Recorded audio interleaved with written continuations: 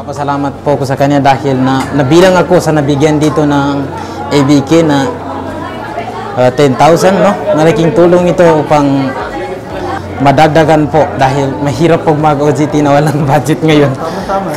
Tamang-tama. Crisis ngayon eh.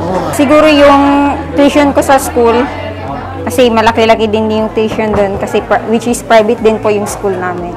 So siguro makakatulong tong 10,000 pesos para mabayaran ko pa yung mga ibang balance ko na.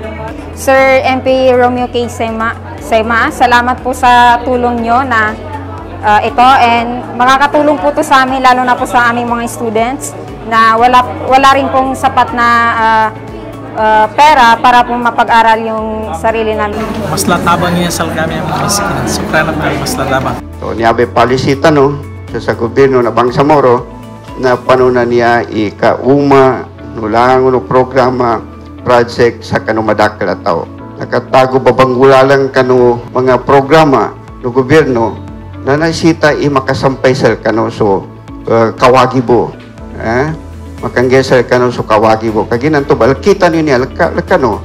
Niyabe kawagibo sa kami na so ngini project sana nakatago namin mga project sa kanu mga ministry na makasampay sa kano, di mapake tagakan tanong so kapapangagi sa Arabic, di mapake na tagakan tanong so kapapangagi sa English. Kano mga wata. Continue ka na mangagi. Kana tanong dun sa guna bagkapat sa sinapang.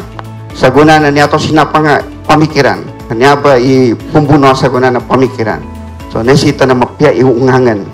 Mapya pamikiran nung gagaysa sa kita no. So sinapang sa guna timpo na di pan gamitan. So, niya bang gamitin sa guna na pamikiran. Ito mo mapakabagay sa kapangagi. So, lang unos kita, no?